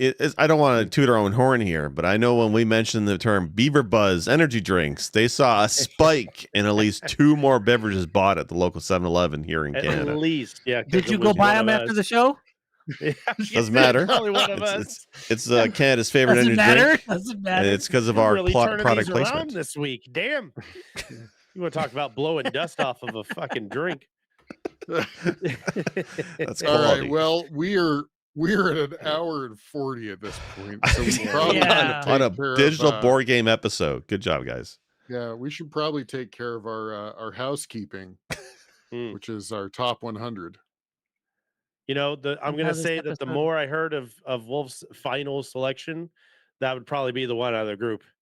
Although Jake's card fighting game, upon further review, also gets up there as something that might be, because I was laughing about it at first, and then I went, "That's not actually a bad idea." That sounds kind of cool. Mm-hmm. So I'll give you that one, Jake. See, we like the same games. We like a lot of the same things, Jake. We can play sometime. Just gotta wait 60 minutes to get a match. That's all. Yeah, don't hold your breath. Yeah. Well, it wouldn't be that fast. I mean, it'd be pretty fast if you and I were like, "Hey, Jake, let's fight with cards," and you'll be like, "Cool." Unless like Canadian time is slower than Earth time, then I think we run a metric up here, so I couldn't play that. I did pick up a copy of Talisman for Jake and I did see that. Chard. Thank you very much. We got to play that. So we got to play that. Yeah. Jimmy's going to teach us how to play Talisman. You guys are going to converge on my square, and I'm going to be out drinking Mountain Dew and Cheetos for the remainder of the game. We're going to shank. Drink them Cheetos. It does look like somebody put Cold Scepter Revolt into Tabletop Simulator. Oh, really? That's cool. That's neat. Yeah. So worth mentioning. All right, housekeeping. We got to do our housekeeping, guys. Yes. Pillow. Yes. Well, I'll go first this week if that's cool. That's fine. Yeah, I'll go second. Okay. So we are doing, once again this week, we're doing GP picks because GP is busy and he needs to get his list into our top 100. We want to be sure and have a fair representation. So my game that he picked is Metal Storm on the NES. I have watched him play this. Well, first off, his terming here, his statement about it is fun and unique mechanics, soundtrack, challenging puzzle run and gun. And he's 100% correct in his description there. It's this crazy mech game where you're a mech and you move, you're basically working through these stages. But the mechanic that he talks about is you can reverse gravity. And it has these puzzle aspects based on reversing gravity, including bosses and stuff. There are bosses that rotate around the outside edge, and you have to reverse gravity so that you don't hit the edge of the board and die. And so it's so hard. God, it's hard. Well, it is. GP makes it look easy. True. It's a hard ass game. Yeah. But it's the first off, I don't know if this is late era for NES, but it is a gorgeous looking game for the NES. Like when I first watched it, it almost was like, is this an SNES game? Like it's kind of that level of graphics. It is late era NES. It released in in North America in 91 and Japan in 92. Okay. So it's the tail end of the NES lifespan. Gotcha. Well, since we're going so long, really quickly, it's a mech shooter that you reverse gravity to basically work your way through the puzzles that are each level. And it has some epic boss fights. It's an awesome game, brutally hard, but fantastic all the same. Yes. Okay. I guess I'm up next. Maelstrom's cool. All right. So GP's next pick that I am going with is dear to my heart because I've badged this one. I proudly can say is Ninja Gaiden. Ninja Gaiden. His quotes for why: iconic, smooth controls, questionable, soundtrack, repetitive, and imagery. So wall grab the simulator. You want to get frustrated over nothing, play Ninja Gaiden. If you are in a good mood and just want your day ruined, play Ninja Gaiden. It's a fantastic game. It's a spectacular game. It's fun to play once. And, once you get to 6-2, then your life is meaningless and has no purpose. It is the longest level I have ever played in my entire life, but one of the proudest badges I've ever received. So I would go with Ninja Gaiden on there. It has made numerous games that we love to play now. Messenger, Cyber Shadow, games of those of current games that are now that obviously pull from the Ninja Gaiden timeline, and the continuous Ninja Gaiden games following that, 2 and 3, are both really well and take away a lot of the annoying stuff that happened in Ninja Gaiden 1. And we could argue the whole, well, it's the first game in the series, so it's got to be the best. I don't know if that's true. However, Ninja Gaiden's a great game. It's a challenging game. It's fun to play up until 6.2. And he's right. It's got banger soundtrack, killer graphics, and it's a lot of fun until 6.2. Chard, wow. Just how dare you take the sacred picks of GP, our beloved co-host, and just shit all over it. Just shit all over it. Can you not agree with GP's picks when he's not here? Listen, mister, can I change the one that he gave me into a better version of the game in the series? Look, I'm not saying GP's wrong, all right? But he selected Mortal Kombat 2. We'll get there. For the SNES, he says 1 was groundbreaking, 2 was revolutionary and solid. All downhill after this one? Are you kidding me? Have you even played Mortal Kombat 3, or even better, Mortal Kombat 3 Ultimate, GP? Have you not played the best, the most flavorful, the most variety characters, Mortal Kombat 3? And it only gets better from then out. I've been saying play Mortal Kombat 9 for fucking 3 years in this podcast, and nobody listens to me with you guys. And SNES? GP, why are you saying the SNES? Why not MK2, the arcade version? We have arcade. We're allowed to like arcade games. Because Mortal it takes Kombat the blood 2 out of the Super Nintendo version. Yeah. You need a blood code. Kicked, they're getting snot kicked out. If you want to get sweaty, I mean, I'm gonna fight for GP here, because Mortal Kombat 2 introduced Baraka. Baraka's dope. It introduced that was 3. Thank you. 3. Okay, fuck Cabal. Cabal's stupid. What about the robots? No, 3. That's 3. MK3. Okay, 3 stupid. That's those robots are terrible. What's his name? That throws his hat that has the blade around the edge. Kung Lao. Yeah. He makes great chicken. Yeah. The young version of Shang Tsung. I mean, and both of the ladies with the masks. Katana and Melina. Yeah. Oh, is it Katana? It's like Jade and Jade was also 3. Thank you. Hey, I loved After they were introduced it too. I loved Banaka in the Banaka's great. Yeah. Yep. I'll say this. Great. MK2, he's right. MK1 was unique for what it was. MK2 is where it definitely got its start with the wacky, like MK lore is fantastically crazy and out there, and they take it just serious enough that it works, and I love it. And it started with MK2, right? Like the rumors of Aramak was with MK2 in the arcades. It wasn't even a real character; it was a bug. What'd they do? Ed Boon, he took it and made it an actual character in MK3. Like that's the kind of craziness this franchise does. And Smoke would occasionally make little glimpses as well. Yeah. Right? Noob Sabat was in that one too, wasn't he? Was. Or is that later on? I believe so, yeah. This is the one where they were like, we got a blue one and we got a yellow one. We need to just make the rest of the rainbow here. And it's great. MK2 is good. Complete the arch. I like 3 more. Sub-Zero Lopez's. Sub-Zero Lopez's. Yeah. I'm gonna go with both. I'm gonna go with both GP and Jake here, because as much as I loved Baraka in number 2, and I did love Lao Kang and the but I absolutely adored Cabal in number 3. Cabal's cool. Cabal was one of my favorite characters.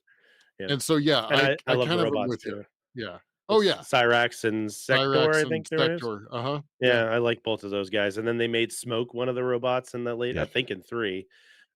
I think number 2 also introduced the level death mechanic as well. So I mean, that was in the first one, but only for the pit in there too. Yeah, wasn't Babe Alley's and brutalities, friendships was in 2? Yeah, more like insane shit. Yeah. Mm-hmm. So I mean, they did introduce a lot of concepts that made it through the remainder of the series in number 2, right? Mortal Kombat was that game when you heard of as a kid that you did not think existed. You did not think that anybody would make something like this. And then they brought it to the consoles. Like, what is going on? Like, something is not right here. And now it's Nintendo put so many rules on top of it that like everybody wanted the Genesis version instead of the Super Nintendo version. We'll keep it the way it is. And we're like, whoa. I would venture to say that the success of Mortal Kombat 2 is why we got the Mortal Kombat movie to begin with. Yeah, I think so. And then and that killer tune. And you got that killer tune. You also, I mean, who doesn't know Finish Him, right? Like Mortal Kombat as a series. It's iconic. So I can, as the Mortal Kombat games go, Mortal Kombat 2 is the one I've played the most. That's fair. So I can agree with this to that extent. Probably have played 3 more just because I adore Cabal. There's something about Cabal and his hooks of doom, right? Like I love that speed dash where you spin and then you can come in and or he has the little like saw blade that like I love those hook swords. Those swords are dope. Yeah.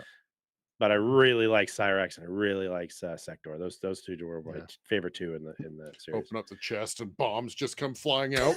And then they do like one of the death moves was the big clamp that came down and fucking smashed the guys. I like that. No, I'll agree. Mortal Kombat 2 was great. It really took what was a cool concept and just up the ante, right? Yeah.